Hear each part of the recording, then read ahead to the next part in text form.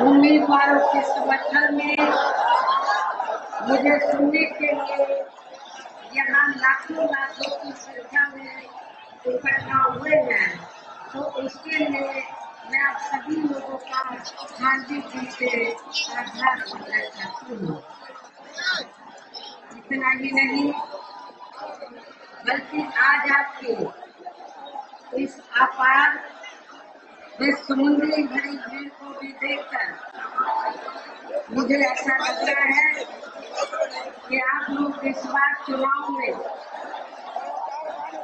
योगी जी को उनके मत में जरूर भेज करेंगे।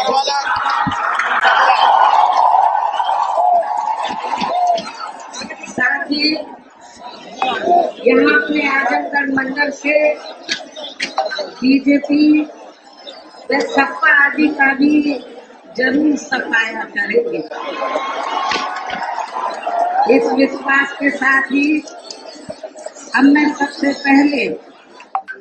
अपनी पार्टी के संबंध में ये कहना चाहूंगी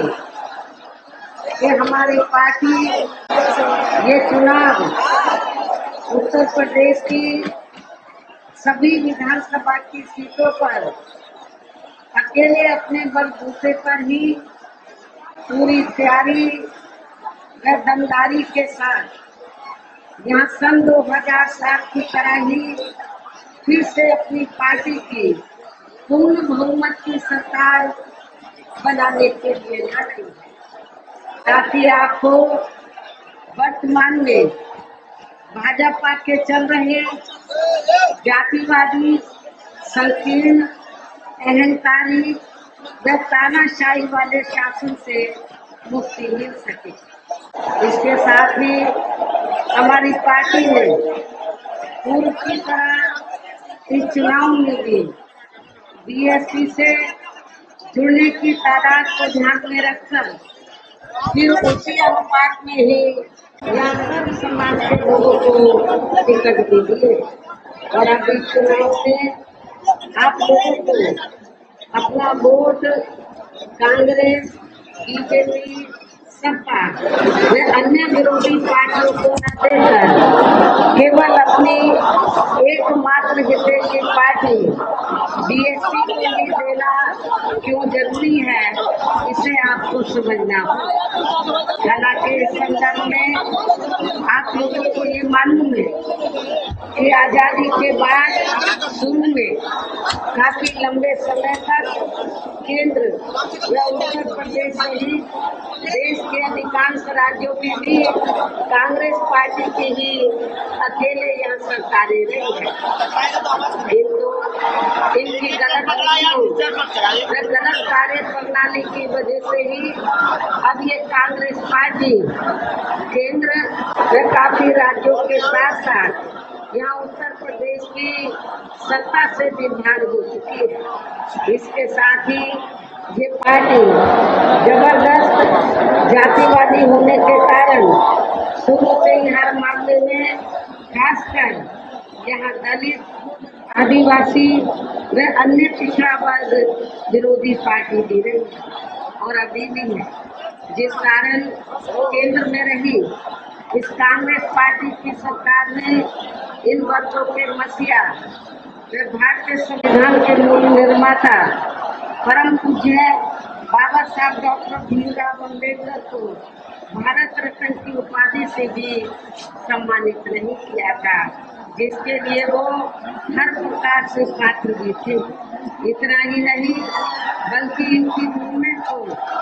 आगे बढ़ाने के लिए अपनी पूरी जिंदगी समर्पित करने वाले मान्यवर श्री कांशीराम जी के देहांत होने पर भारत रत्न की उपाधि से सम्मानित किया गया था। लेकिन अब केंद्र व अधिकांश राज्यों की भी सत्ता से बाहर होने पर यही कांग्रेस पार्टी खासकर दलितों, आदिवासियों व अन्य पिछड़े वर्गों के वोटों की खातिर आए दिन किस्म किस्म की नाटकबाजी करती रहती है, जबकि इन वर्गों के व अन्य और मामलों में भी इस पार्टी की सच्चाई तो ये है कि कांग्रेस पार्टी जब सत्ता में आसीन होती है और इनके अच्छे दिन होते हैं तो तब इस पार्टी को इन वर्गों का विकास का उत्थान आदि याद नहीं आता है तथा न ही इनको महिलाओं की भी भागीदारी याद आती है। इतना ही नहीं बल्कि इस पार्टी के बाद खासकर यहाँ सपा व बीजेपी आदि की बनी सरकार में भी यूपी की जनता अधिकांश मामलों में काफी ज्यादा दुखी रही है। सपा की सरकार में तो ज्यादातर यहाँ गुंडों, बदमाशों, माफियाओं, अराजक तत्वों व सरेआम लूट खसोट करने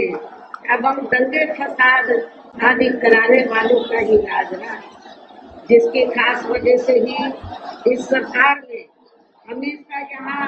तनाव की स्थिति बनी रही है। प्रदेश में विकास के कार्य भी ज्यादातर यहाँ एक विशेष क्षेत्र व एक विशेष समुदाय के लोगों तक ही सीमित होकर रह गए हैं। खासकर दलितों व अति पिछड़े वर्गों के लोगों को हमारी सरकार ने जो अनेकों सुविधाएं दी थी तो उन्हें भी सपा सरकार ने ज्यादातर खत्म कर दिया है। साथ ही इनके संतों, गुरुओं व महापुरुषों के आदर सम्मान में हमारी सरकार द्वारा जनहित की अनेकों योजनाओं के व नए बनाए गए जिलों के तथा यूनिवर्सिटी व पार्क आदि के जो नाम रखे गए थे तो उन्हें भी अधिकांश सपा सरकार ने बदल दिया है। इस प्रकार से इनके प्रति ये है इनका असली प्रेम व सम्मान आदि, जबकि हमारी पार्टी तो इन मामलों को लेकर ये भी सोचकर चल रही थी कि सपा सरकार के हटने के बाद शायद बीजेपी की सरकार सपा के इन फैसलों को जरूर बदल देगी, लेकिन ऐसा नहीं किया गया, जिससे सपा की तरह ही बीजेपी सरकार की भी इन वर्गों के प्रति तथा इनके संतों, गुरुओं व महापुरुषों आदि के प्रति भी हीन व जातिवादी मानसिकता साफ झलकती है। इसलिए चुनाव में खासकर इन वर्गों के लोगों को सपा के साथ साथ बीजेपी को भी सत्ता में आने से जरूर रोकना है। इसी प्रकार भाजपा सरकार की भी नीतियां व कार्यशैली अधिकांश यहाँ जातिवादी, पूंजीवादी एवं आरएसएस के संकीर्ण एजेंडे को ही लागू करने पर टिकी रही है, जिससे प्रभावित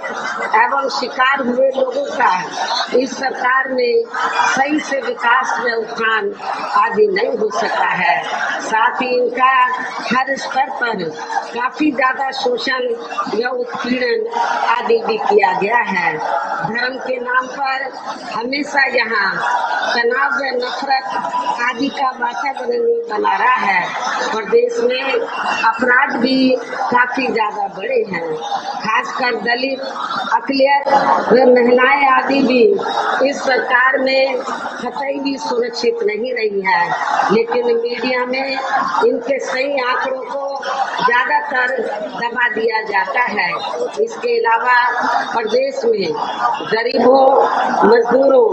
बेरोजगारों व अन्य मेहनतकश लोगों के साथ साथ दलितों, आदिवासियों, पिछड़े वर्गों, मुस्लिम एवं अन्य धार्मिक अल्पसंख्यक समाज के लोगों के हित व कल्याण के लिए वर्षों से जो भी यहाँ सरकारी योजनाएं चल रही थी तो उनका भी इन्हें वर्तमान भाजपा सरकार में सही से पूरा लाभ नहीं मिल पा रहा है। साथ ही दलितों व पिछड़ों को भी अब आरक्षण का पूरा लाभ नहीं मिल पा रहा है, क्योंकि अब इस सरकार में भी ज्यादातर सरकारी कार्य प्राइवेट सेक्टर महोत्सव के जरिए ही कराए जा रहे हैं, जिसमें इनके लिए आरक्षण की कोई भी व्यवस्था नहीं है। सरकारी नौकरियों में भी इनका आरक्षण का कोटा पूरा नहीं किया जा रहा है। मुस्लिम व अन्य धार्मिक अल्पसंख्यक समाज के लोगों के साथ तो बीजेपी की सरकार में अधिकांश यहाँ सोतेला व पक्षपात वाला रवैया ही अपनाया गया है। विशेषकर मुस्लिम समाज को इस सरकार में हर मामले में सबसे ज्यादा दुखी रहा है, जबकि यहाँ प्रदेश में मुस्लिम के अलावा भी बड़े बड़े माफिया हैं। जबकि यहाँ प्रदेश में मुस्लिम के अलावा भी बड़े बड़े माफिया हैं, जिन पर बीजेपी की सरकार का अभी तक भी बुलडोजर व हथौड़ा आदि नहीं चला है।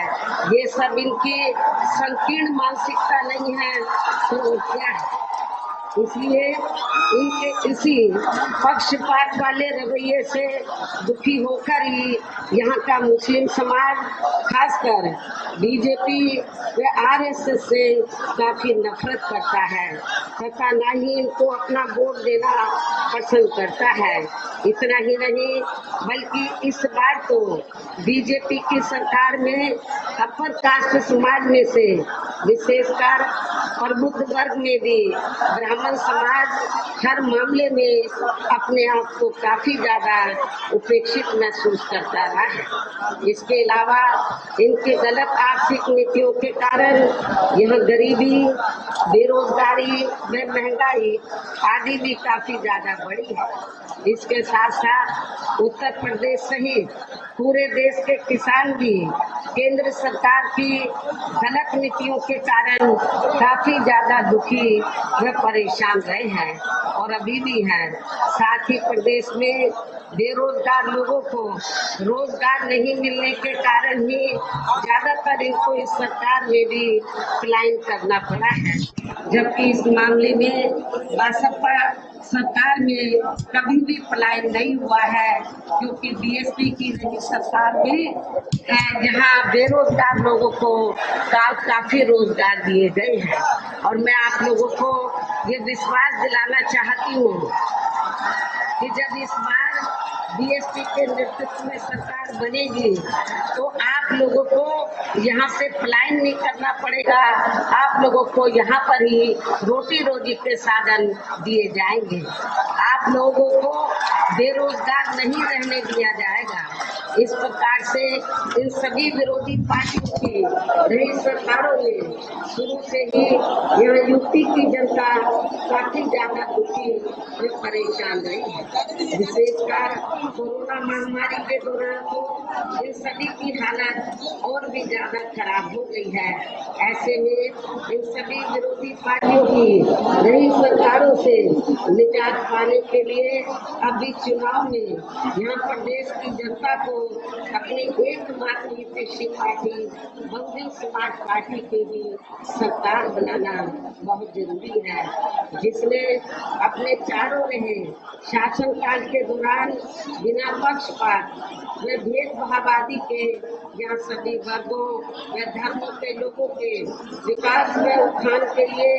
अनेकों ऐतिहासिक व महत्वपूर्ण कार्य किए हैं। और इस बार सरकार बनने पर वो सभी कार्य फिर से शुरू किए जाएंगे। प्रदेश में खासकर गरीबी एवं बेरोजगारी आदि को दूर करने के लिए इस बार भी विशेष कदम उठाए जाएंगे। और इस मामले में वैसे आप लोगों को ये मालूम है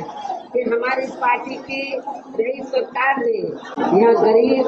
एवं भूमिहीन लोगों को खेती करने के लिए काफी सरकारी फ्री जमीन भी दी है। उसे नियमों के तहत यहाँ आगे भी जरूर दिया जाएगा। पूर्व की तरह इस बार भी गरीब आवास लोगों को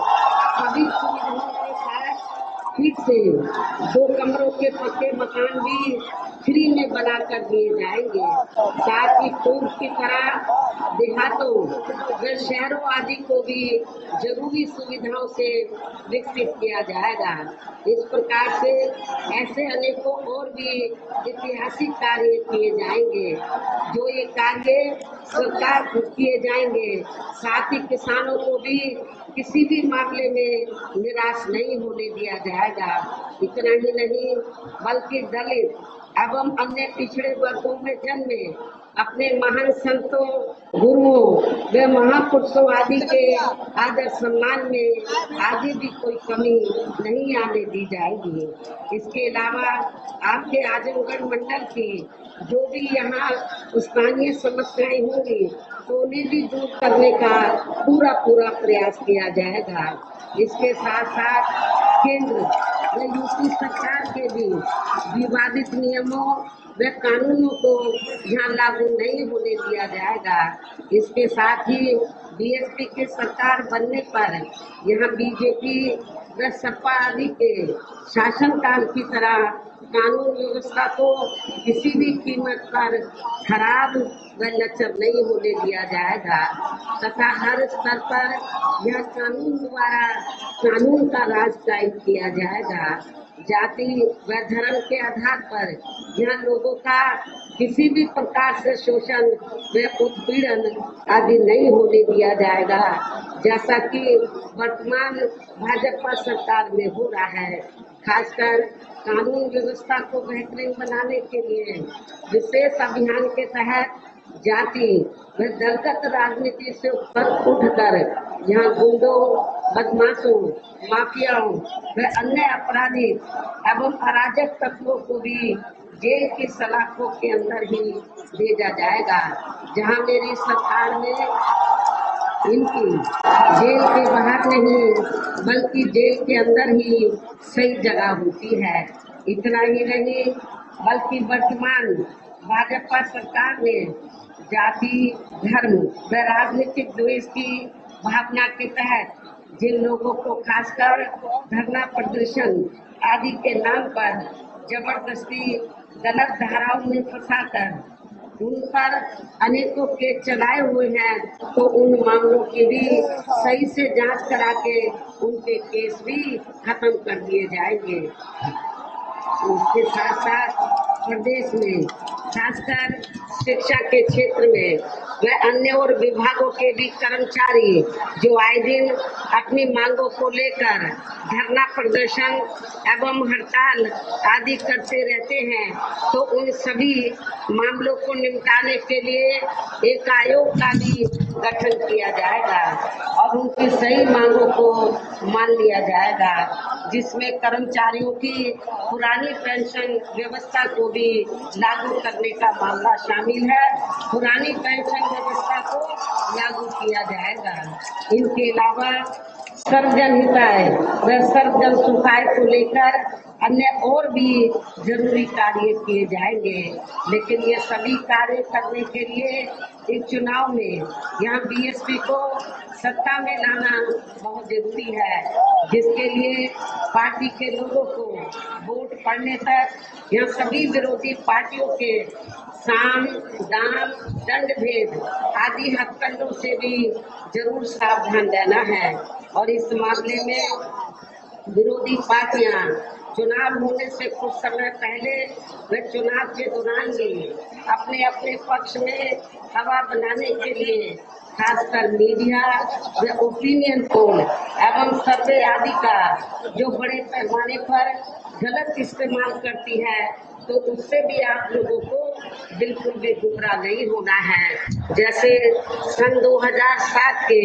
हुए विधानसभा चुनाव में उस समय मीडिया में जो बीएसपी को लेकर ओपिनियन पोल व सर्वे आदि दिखाए गए थे, तो जब वो रिजल्ट आया,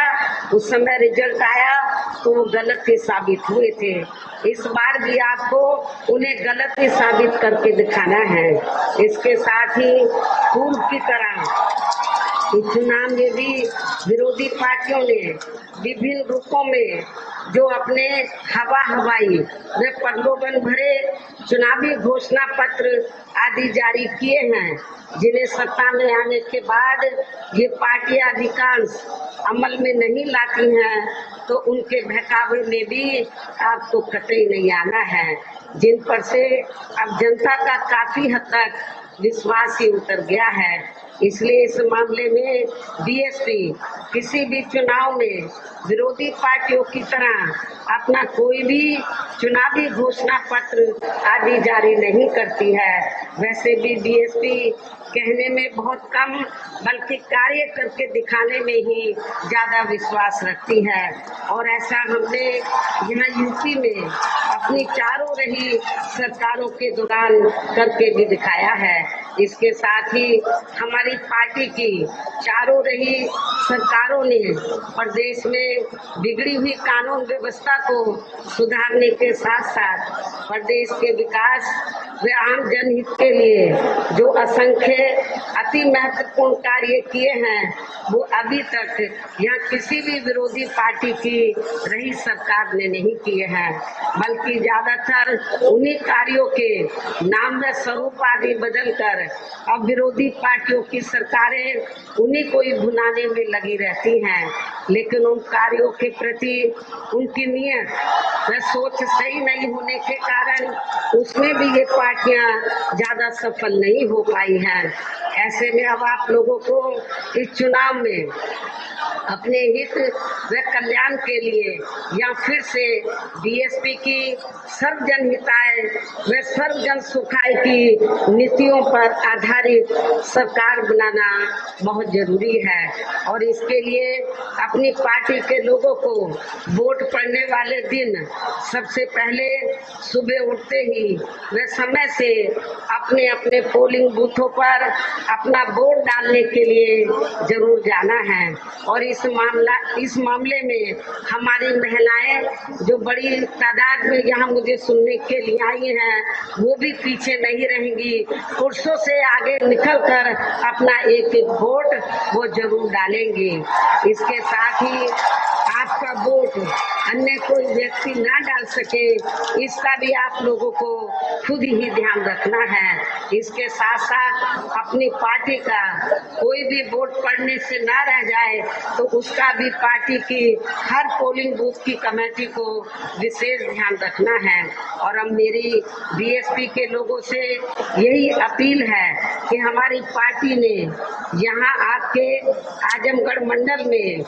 जिन भी विधानसभा की सीटों पर अपने उम्मीदवारों को चुनाव के मैदान में उतारा है, जो यहाँ के बीच में मौजूद भी हैं, तो उन्हें अब आप लोगों को वोट वाले दिन अपनी पार्टी के हाथी चुनाव चिन्ह के सामने वाले बटन को दबा के जरूर कामयाब बनाना है। और फिर से आपको यहाँ सन 2007 की तरह ही बीएसपी की अपनी पूर्ण बहुमत की सरकार जरूर बनाना है, तभी फिर प्रदेश में अमन चैन कायम होने के साथ साथ यहाँ सभी धर्मों व वर्गों के लोगों का सही से विकास व उत्थान आदि हो सकता है। साथ ही यहाँ अन्याय, अपराध, भय व भ्रष्टाचार मुक्त एवं विकास युक्त वातावरण भी पैदा हो सकता है, और तभी फिर यहाँ परम पूज्य बाबा साहब डॉक्टर भीमराव अंबेडकर एवं मान्यवर श्री कांशीराम जी आदि का भी सपना सही साकार हो सकता है। इस उम्मीद के साथ ही अब मेरा यही कहना है कि अब आप लोगों को हर पोलिंग बूथ को जिताना है, बीएसपी को सत्ता में लाना है।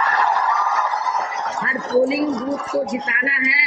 बीएसपी को सत्ता में लाना है, और ऐसा आप लोग जरूर करेंगे। जबकि इसका या बहुत पहले से ही सपा मुखिया श्री अखिलेश यादव को भी ये एहसास था कि वे आजमगढ़ लोकसभा की सीट से बीएसपी के साथ गठबंधन करके ही ये चुनाव जीत पाए हैं। लेकिन अब ये गठबंधन खत्म हो चुका है, और ना ही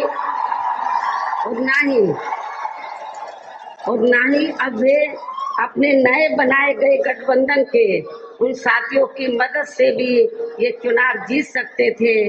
सकते हैं, जिनके एक मुखिया खुद ही यहाँ से मैदान छोड़कर अब वे वाराणसी मंडल में जाकर ये चुनाव लड़ रहे हैं। इसलिए ही सपा मुखिया इस बार यहाँ आपके आजमगढ़ मंडल से विधानसभा का चुनाव लड़ने की भी हिम्मत नहीं जुटा पाए हैं, और तभी फिर इनको मजबूरी में अपने पिता की मैनपुरी संसदीय क्षेत्र के अंतर्गत आने वाली करल विधानसभा की सीट से ये चुनाव लड़ना पड़ा है। साथ ही वहां इनको अपनी मदद के लिए अपने बुजुर्ग व बीमार पिता को भी साथ में ले जाना पड़ा है। कहने का तात्पर्य ये है कि जिस पार्टी का मुखिया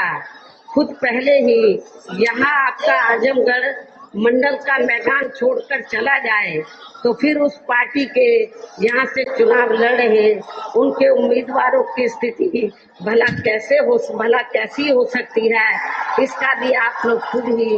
अंदाजा लगा सकते हैं। ऐसे में यहाँ के लोगों को सपा को वोट देने का मतलब है सीधा बीजेपी को फायदा पहुंचाना है, जिसे फिर से सत्ता में आने से रोकने के लिए बीएसपी पूरे जी जान से लगी है। इतना ही नहीं बल्कि खासकर सपा व कांग्रेस के पास जब बीएसपी के विरुद्ध ज्यादा कुछ बोलने के लिए नहीं बचा है, तो अब ये पार्टियां खिसियानी बिल्ली खंबा नोचे की तरह ही बीएसपी के लोगों को गुमराह करने के लिए जानबूझकर व षड्यंत्र के तहत ये कहती रहती है कि बीएसपी बीजेपी की बी टीम है, जिसमें रत्ती भर भी सच्चाई नहीं है, जबकि वास्तव में समाजवादी पार्टी ही बीजेपी की बी टीम है, जिसके अनेकों उदाहरण हैं। जैसे संसद के अंदर देश व दुनिया के सामने श्री मुलायम सिंह यादव का भाजपा को अपना जीत का आशीर्वाद देना, और इसके पूर्व में श्री मुलायम सिंह यादव का सन 1977 में बीजेपी के साथ यूपी की सरकार में बने रहना, साथ ही श्री कल्याण सिंह के साथ उनका गले मिलना, तथा सन 2003 में मेरे सरकार छोड़ने के बाद बीजेपी के सहयोग से यूपी की सत्ता में अचानक आ जाना आदि। और अब ताजा उदाहरण ये भी है कि सपा के लोग ये भी प्रचार कर रहे हैं कि बीएसपी की मजबूत सीटों पर सपा को अपना वोट वो ये भी प्रचार कर रहे हैं कि बीएसपी की जो मजबूत सीटें हैं और वहां पर सपा हार रही है, तो बीएसपी को हराने के लिए सपा के लोग क्या कह रहे हैं कि समाजवादी पार्टी के लोग भारतीय जनता पार्टी को अपना वोट दे रहे हैं, इस किस्म का प्रचार कर रहे हैं। और ये कह रहे हैं किसी भी कीमत पर बीएसपी जीतनी नहीं चाहिए। इसका जवाब तो आजमगढ़ मंडल के मुस्लिम समाज के लोगों को उनको जरूर देना चाहिए। अपने आप को जो कहता है कि मैं बीजेपी का बहुत खिलाफ में बोलता हूँ, लेकिन वो हवा ये कहता कुछ है अंदर कुछ और है, कहता कुछ है अंदर कुछ और है। तो इसलिए मैं मुस्लिम समाज के लोगों से खास तौर से ये कहना चाहती हूँ कि जो इस किस्म का प्रचार कर रहा है कि बीएसपी किसी भी कीमत पर पावर में नहीं आनी चाहिए, जिन सीटों पर बीएसपी मजबूत है और सपा कमजोर है, तो अपने लोगों को कह रहा बीएसपी को हराने के लिए बीजेपी को वोट दे दो। ये मुसलमानों को पूछना चाहिए। तो क्या इससे हम बीजेपी को सत्ता में आने से रोक पाएंगे? मेरे ख्याल नहीं रोक पाएंगे। यदि रोकना है तो आप लोगों को इस किस्म के बहकावे में नहीं आना है, बल्कि एक तरफा अपना वोट बहुजन समाज पार्टी को ही देना है। जबकि इन सभी तथ्यों से ये स्पष्ट है कि सपा ही वास्तव में बीजेपी की बी टीम है, किंतु इन सब मामलों को लेकर सपा व मीडिया भी चुप्पी ही साधे रहता है। इसी प्रकार इस चुनाव में जब कांग्रेस पार्टी को भी बीएसपी के विरुद्ध कुछ भी बोलने के लिए नहीं बचा है, तो अब ये पार्टी भी खासकर दलितों को गुमराह करने के लिए यही कहती रहती है कि जहां पर दलितों का व अन्य और जाति के लोगों का भी उत्पीड़न आदि होता है तो वहां पर बीएसपी की मुखिया नहीं जाती है, जबकि कांग्रेस की यूपी की प्रभारी वहां जाती है। हालांकि इनको ये मालूम है कि श्रीमती सोनिया गांधी की तरह मैं भी अपनी पार्टी की राष्ट्रीय अध्यक्ष हूँ और इस मामले में जहाँ मैं कांग्रेस के साथ साथ जातिवादी मीडिया से भी ये जानना चाहती हूँ, क्या सोनिया गांधी कभी भी ऐसे मौकों पर वहां जाती है? अर्थात वो नहीं जाती है। और इसके लिए हमारी पार्टी ने कांग्रेस की यूपी की प्रभारी की तरह यहाँ बड़ी संख्या में ऐसे पदाधिकारी व नेता आदि तैयार कर दिए हैं जो दलितों व अन्य वर्गों के लोगों पर कोई भी अत्याचार होते ही वे तुरंत ही वहां उनकी मदद के लिए पहुंच जाते हैं और वे कांग्रेस व अन्य पार्टियों की तरह मीडिया आदि में जाकर नाटकबाजी नहीं करते हैं। इस प्रकार से इन सब बातों को ध्यान में रखकर अब आप लोगों को इस चुनाव में खासकर यहाँ जातिवादी मीडिया से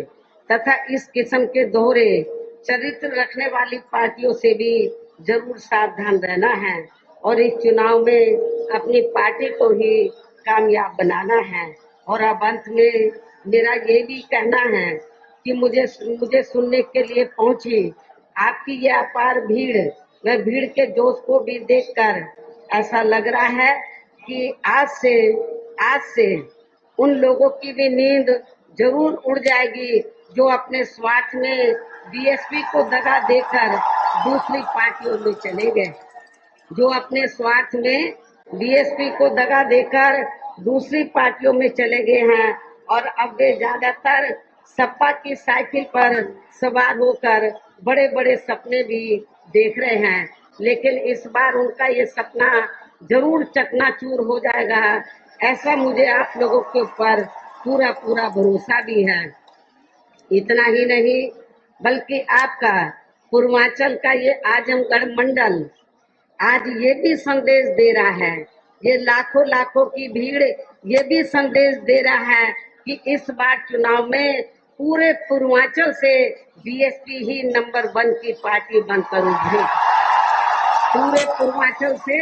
बीएसपी ही नंबर 1 की पार्टी बनकर उभरेगी, जरूर उभरेगी और यहाँ अपनी पार्टी के नेतृत्व में 5वीं बार सरकार भी जरूर बनाएगी।